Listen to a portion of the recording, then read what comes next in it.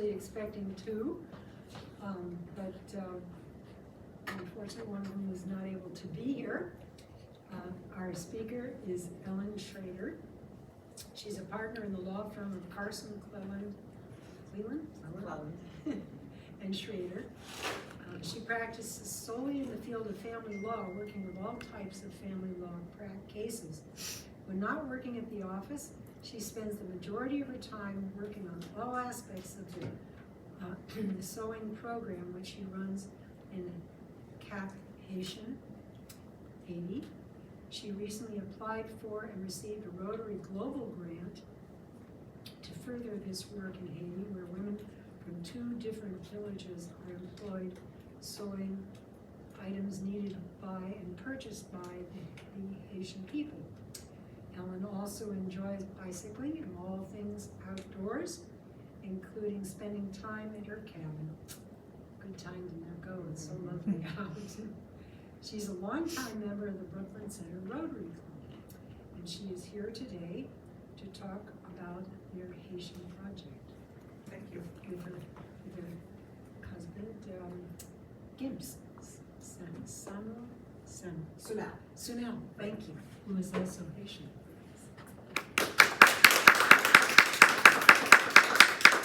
Is this okay, or is it possible to dim the lights a little bit? Well, I'm sure it's possible.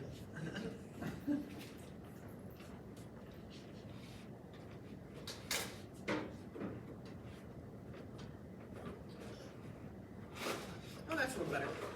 So thanks for having me.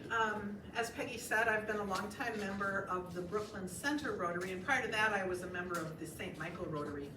And I like to tell how I got started in Rotary. About 20 years ago, my daughter went with her junior high group at church to the Dominican Republic to serve the Haitian people.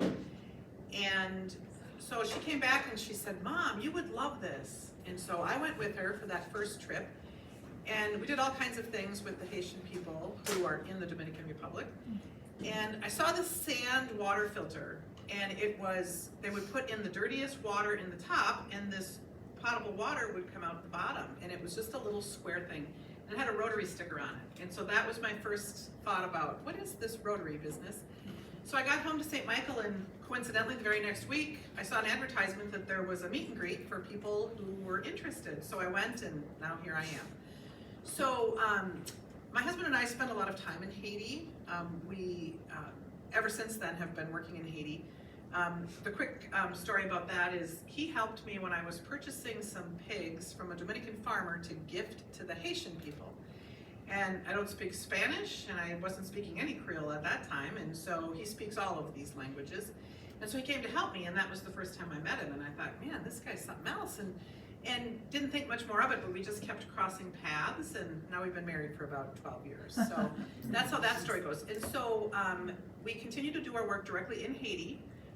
We built a guest house there about 12 years ago, and this is my morning view when I'm in Haiti. So that's my coffee and my water. The mountains in the background, those are pretty much all over Haiti. And you can see just to the right of center, the little square thing atop the mountain, that's the Citadel. Some of you might be familiar with the Citadel, and I'll have a little story that will come back to that in a minute. So we spend all of January there now. I'm at the point in my practice where I can do a lot of it remotely, and so I'm able to spend January there. We're gonna head down next week, actually, which is why my husband wasn't able to be here today. He had some work things to tend to. He's gonna head down next week, I'll head down the week after, and we'll spend about 10 days just taking care of some things. I went to the District 5960 convention this past weekend at Mystic Lake, and they had some really great speakers, and the subject was really timely. It was about food insecurity and peace and poverty and all of the things that we talk about when we talk about Haiti. So when I was there in January, I was having a particularly tough day, just all sorts of tough issues that come up with the people that we serve. And so I took a break and I went for a walk. And we're in northern Haiti in Cap-Haitian, where it's relatively safe. Probably not wise to go out for a walk by yourself, especially as a white woman, but I did it anyway. So I went on this walk in our neighborhood, and I came upon this man, and he was pushing a wheelbarrow, and he stopped and he said, "Where are you going?" I said, "I'm just gonna walk to the end of the road." And he spoke in very broken English, but I was amazed that he spoke English because not that many Haitians do. And so I said, oh, I'm just taking a break. I'm going to walk to the end of the road. And he said, just wait here. I'm going to walk with you. And I waited while he went and put his wheelbarrow inside the gate of his house, and he walked with me, and we had the most lovely conversation. And there was so much water after a heavy rain that we were hopscotching on these pieces of bricks or cement there that they had placed. So as we're walking, I see this man. And so I stopped and asked my new friend, I said, what is this man doing? Because this man didn't speak any English. And so we had a little conversation with him. He was digging footings for his house, and there had been so much rain, and he was determined to get those footings dug. So somehow he was digging the mud out of the bottom of that big pool of water because he was digging the footings for his house. And it reminded me of what I say to myself all the time. Why does anybody have to live like that? Why? Why does anybody in this world have to live like this? And what I'm learning more and more is that people in our country don't realize that most of the people in the world don't live like we do. Most of the people in the world have to struggle for food, have to struggle for water. And so my husband and I have set out to make a difference in Haiti, and we can't help everybody. And one of my brothers always says, aren't you overwhelmed? And I said, I just help the person that's right in front of me, because that's all you can do is just help them one at a time. And so this was just amazing to see this man. But not all of Haiti is like that. A lot of it's like this. And so when we're there, we always make sure we take 1 or 2 days when we're there for the whole month of January, and we go to the beach, and this is how lovely it is. And when I take people to Haiti for the first time, and I take them to this beach, they just can't wrap their head around the fact that the first few pictures I showed you is 10 minutes away from where this is. And Marcus learned to speak English because he was working as a guide at the Citadel. So back when Haiti was easier to travel to, people would come and they would go on tours of the Citadel, and so his job was to walk people to the top. And so Haitians like him would take advantage of that opportunity to learn to speak some English. So that's how Marcus learned to speak English. This is my husband James, who can't be here today, and that's just one piece of the catch that we had of the day. When you get to the beach, it's by Labadee, which is the Royal Caribbean cruise ship stop. And so that's where we go, and we take those little wooden boats you saw in the previous pictures. We take those to a beach, and when they see any white people coming in one of those boats, here come the fishermen. And they have these little kayaks just full of fresh seafood. And so then I always watch with interest as James is negotiating the purchase of this seafood. And then I'll say, how much of it did you buy? And he said, all of it. And I said, there's only 5 of us here. We don't need all of that. And he said, there are a lot of hungry people back at the house. So he's always makes sure that he buys all of the fish that they have to offer for sale. Brian, I might need help getting up this next one. Oh, maybe not. Let's see.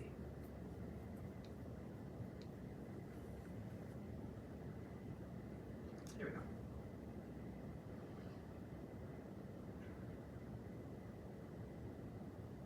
I was thinking.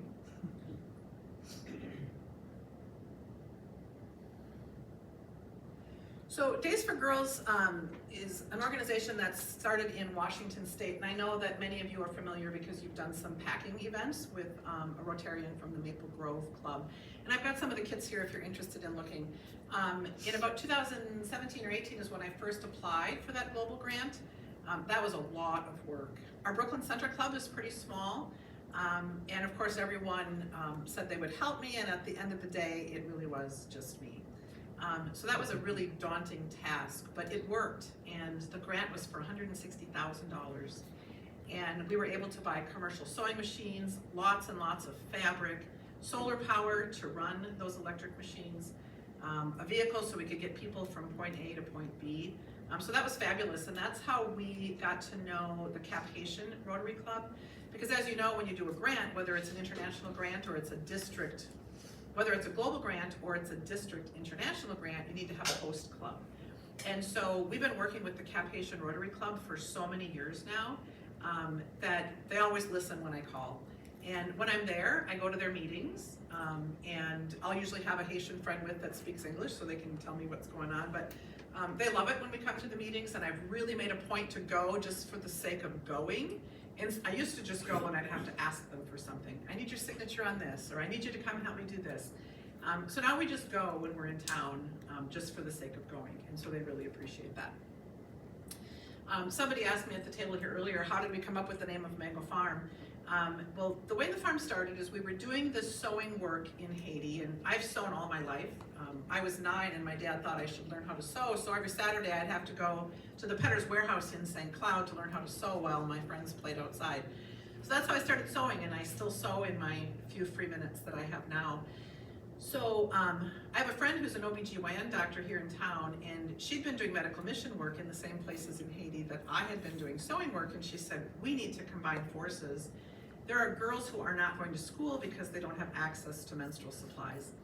And so that's how we found Days for Girls, and it was a lot of steps and a lot of work, but we became an enterprise team, which means that the kits that are used in Haiti are made in Haiti. Because what would happen, or what still happens, is women in the US get together and they sew and they create these beautiful kits, and then they're given away for free in the developing world, which is great because girls need them.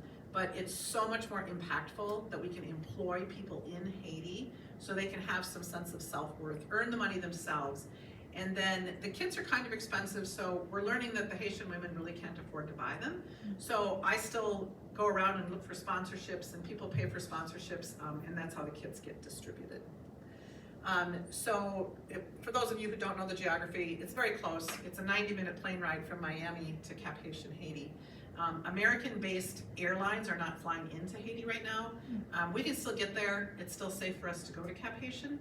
We just have to be a little bit more creative about how we get there. There's a Haitian-based airline that goes back and forth from Cap-Haitian to Miami, so that's what we're using now. So on the left here is this little house I told you about. In 2014, Games was in Haiti by himself, and I was on my way there. And he called and he said, I found a house for us to buy. It's not quite finished. And I got there and I saw this and I just shook my head and I said, well, this is not quite started. And this is typical in Haiti and in other parts of the world like Haiti, where they'll start building and then the sun, the rain, the wind, it just sort of decays that concrete. And if you leave it sit too long, then you have to take it down and pretty much start over. So that's pretty much what we did. It's located just one house in from a very busy road, which turned out to be perfect for the sewing center, which I'll show you in a minute. So within about 3 or 4 years' time, he took it from that not quite finished state to this was phase 1.5, I guess. It was just one story. And we were there one time and I said, man, it's hot in here. The sun just was baking on that cement roof. And he said, well, I'll fix that. I'll just build another story. And then it got 10 degrees cooler on the first floor, but guess what happened on the second floor? All that heat just was up there. So then his answer to that was this. So he put that cabana up on the top, and that's the vantage point from which I took that first picture that I showed you.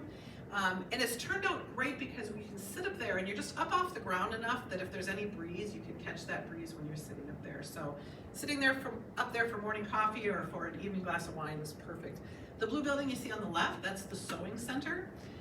So that's part of the same compound. And then I left there one time, we were standing on top of that blue building, and I was leaving him in Haiti, and I said, whatever you do, build nothing more. A couple weeks later, he sent me this picture. I said, what are you doing? And he said, we need a bar. And he wanted to have a bar so he could put in some big TVs, because soccer, of course, is huge in Haiti. And we would go down the streets and we'd see people peering through a little window at some tiny little TV so they could see the soccer game. So this bar does quite a hot business when there's soccer games on the big screen. So this is the front of the sewing center. It's on a great busy road, and so the signage is great. Lots of people know what Rotary is. Lots of people know what Days for Girls is. This is Philona on the left. She's one of the fortunate few Haitians who had an opportunity to go to college. She graduated just last year with a marketing degree. She speaks very little English. I speak a little Creole. We use Google Translate a lot, and I communicate with her several times each week. Here are some of our seamstresses, all just fabulous. And one of the many things I love about Haiti is I can be there and work in the sewing center all day long. I don't need a translator. We can show each other things, and I have learned just as much from them as they have learned from me. And when I went to Haiti to sew the first time, to do Days for Girls in 2014, I was working at a hospital because we didn't have this building yet. And so I was in this hospital building with a tin roof, and it was so hot in there. And my husband came to check on me, and he stayed for about a minute. He said, you can stay in here, it's far too hot. And then we came back a month later, and the first thing one of the sewing women said to me, Mrs. Ellen, you came back. Because so many times people will go to Haiti and they'll just drop things off in an effort to help people, but that doesn't help in the long term. So that's what I like to say, is that we just keep coming back. So these are components of the menstrual kits. The calendar here is very important. There's a flip chart here, and I'll show you when I'm done. And it has graphics. And so when Philona does a presentation to a group of girls or women, she's got a cheat sheet on one side, and then the graphic that you're seeing, she's explaining that. And Days for Girls put that together, and it's an amazing educational tool, but it was all in English. And so we had it translated into Haitian Creole, so when we have Haitian women during the presentation, they have that same information available in Haitian Creole. Most Haitians have no access to electricity. This is Jodfried, and he works for us at the bar, and we have a little store too. And it's amazing to me how many men are excellent tailors.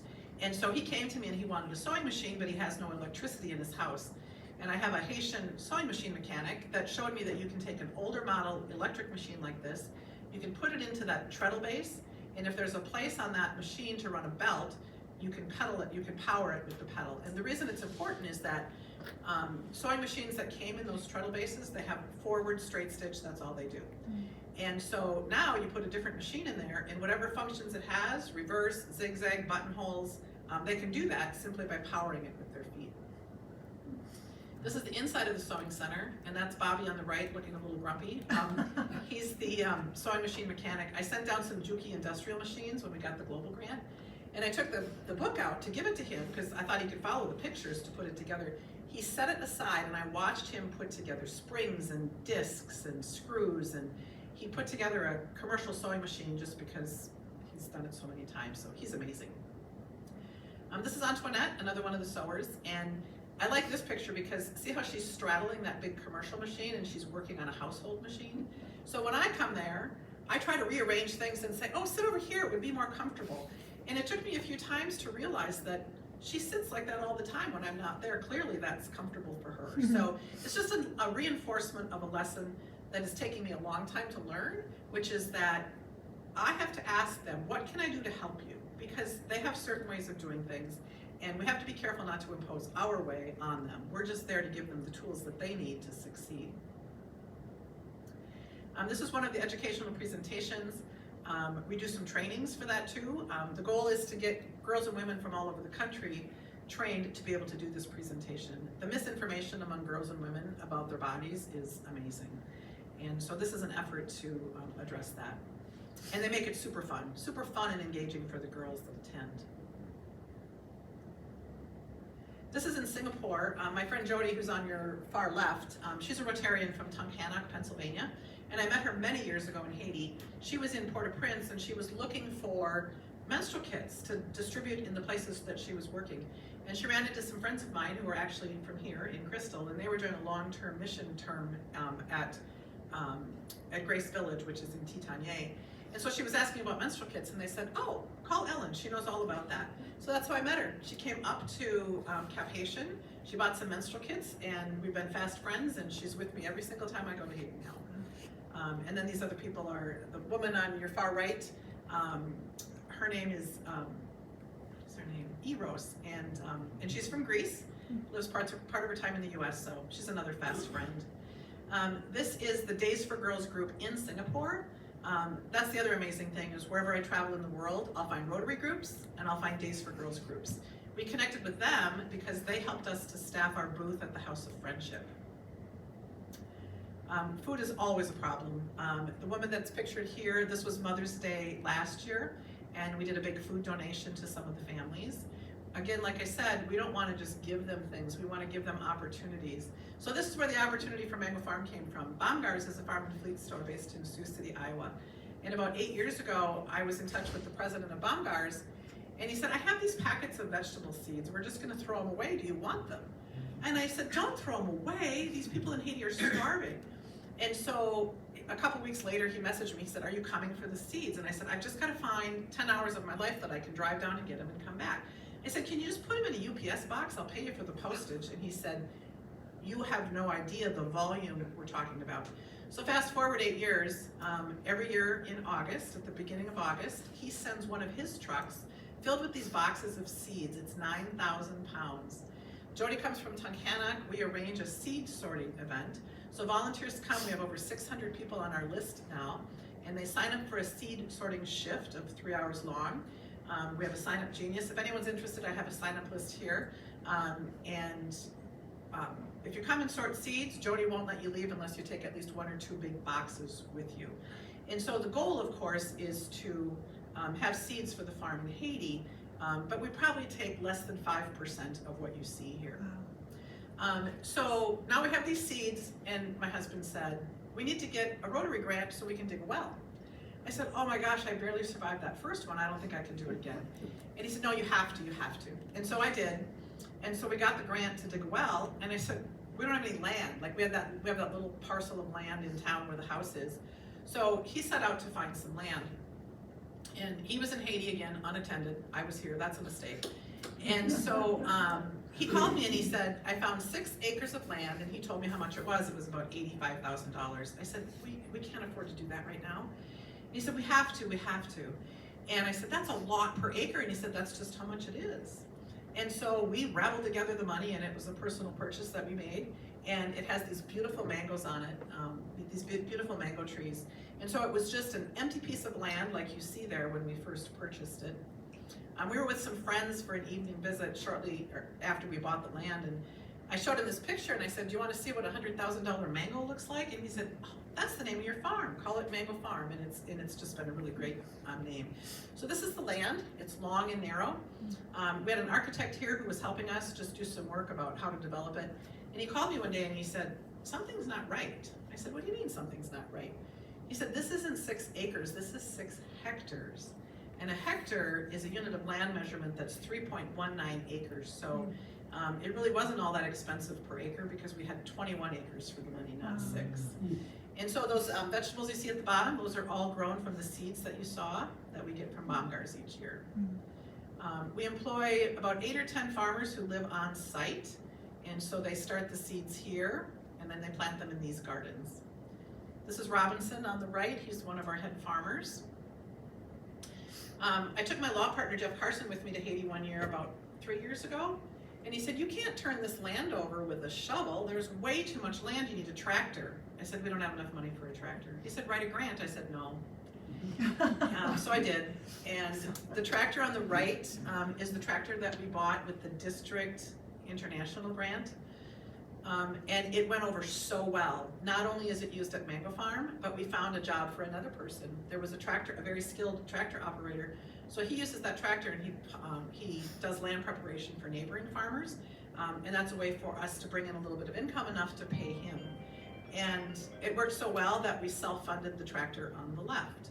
And I've learned all kinds of things about plows. I didn't grow up on a farm. My grandparents farmed, but I didn't have firsthand knowledge of plows. But now I do, if you want to have a conversation about that. So now we have animals of all kinds. We have goats, chickens. I went one time a couple years ago by myself, and I called James and I said, hey, there's a cow at the farm. Where did this cow come from? And he said, oh, that's your cow. I bought that for you. And so that's how we started having cows at the farm. Pigs, and those pigs multiply like crazy. This is a super great project. So this is the meat chicken production. And about 3 years ago, we had some friends. He's actually on the board of Mango Farm. He's from California, and he said, we need to start a chicken operation. So he came down with a crew, and Haitians, he just supervised Haitians in the building of these brooder houses. So each of these brooder houses holds 200 baby chicks. We found a place that we can buy the chicks. They're incubated in Haiti, so we're supporting another Haitian by buying the chicks. They stay in those brooder houses for 3 weeks, then they go outside into the cage you see at the bottom right, and in 8 weeks they're ready for butcher. And so we sell them to neighboring families. They come and buy a chicken for their Sunday dinner, or they're sold in the market. We've got many places to sell them, and as soon as those are ready to go, it takes about a week to get those sold, get the cages cleaned, and then they start with a new batch.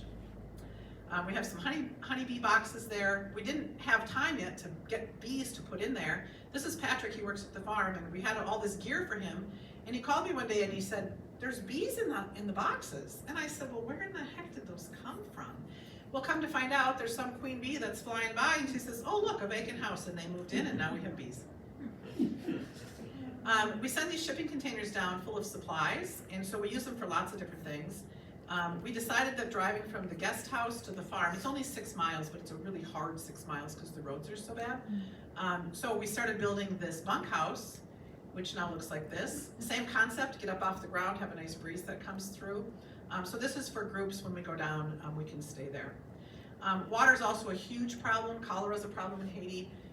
We did some presentations at a church in Michigan 2 summers ago, and the children at Vacation Bible School raised enough money to buy this. It's a big reverse osmosis system.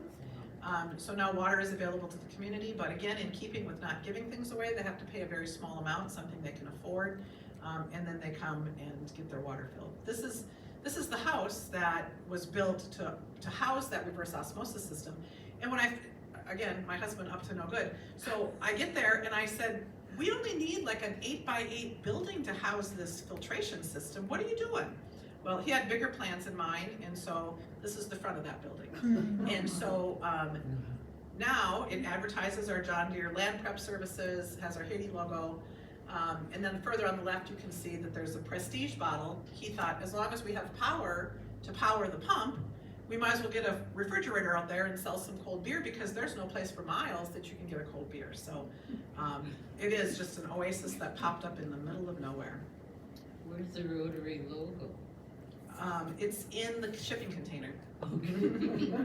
Another metal sign to be put on. So this is the village of Lagasette, where the farm is located, and you can see people coming down the road with any bucket or barrel that they can carry water in. So what we're doing next is we're doing a laying hen operation, and we're going to have 500 laying hens. The supplies are in the container to build that. I was resisting doing another grant, but we decided to do that. So we are seeking contributions to the district international grant. The budget for that is $30,000, and the chickens are going to be raised to lay eggs. The eggs are going to be used to offer 2 meals a day to the children at the local school. The rest of the eggs will be sold, and the money that's received from selling the eggs will be used to sustain the whole operation. So the meat chicken operation has been wildly successful. It's supporting itself, it's helping to pay the farmers, and so we know that the laying hen operation will be able to do the same thing. So that's a lot in a short amount of time. Questions? Yeah, I have a question. You know, most of the news that we get about Haiti is about the gangs and the terrible violence that seems to be going on in Haiti. How is that just confined to Port-au-Prince, or does it also affect you? It's not, well, it's affecting us in the sense that people that are being displaced from the south are coming north. And so we've had just such intense hunger amongst the people that we've regularly worked with, and now more and more people are coming north. And the border between Haiti and the Dominican Republic has been very difficult. 80% of the food that's consumed in Haiti is not produced in Haiti, so it has to get there somehow. So it's been difficult to get food across the border. So it's affected us in that way, that there are just more hungry people that we're trying to feed. But in terms of our own safety, we're able to come and go from Cap-Haitian, and it just feels like it always has. I can't really explain how they're keeping that at bay. I think the separation is just enough. It's only about 125 or 150 miles from Cap-Haitian to Port-au-Prince. I mean, in here we would just get in the car and drive that. But there, it's through the mountains, and the roads are so bad that it's not an easy journey. So we're pretty isolated where we are, and so it's safe there. How often do you take groups down? Well, it was a lot more often. I mean, now people are saying, oh, I really can't go to Haiti. Some people wouldn't go even in good times, because that's just not what they're willing to do. We are taking a group in January, or a couple groups actually, and it's good for us because we're there the whole month. So if we have people that want to just come a week, they can come a week, you know, during any of the time of January. So Jody travels with me there all the time. So I would say 2 or 3 times a year now, we're going down and bringing somebody with us. I have a really good friend who lives in Chicago whose wife is from Haiti, and she has been there in Chicago for a while and has a degree now and is a nurse and all of that. And she's concerned for herself, but she's especially concerned for her brother, being sent back and all of that. And There's no place for these people to go. I mean, most of the people live around Port-au-Prince and they're being sent back from the United States and they don't have a home to go home to, so that's really difficult. That's her concern. All right, so if anybody's, oh, go ahead, Brian. Yeah, would you mind staying a couple of minutes afterwards to answer more questions? No, yeah, that's fine, if you wanna wrap up the meeting and then I can stick around. That's tremendous. Well,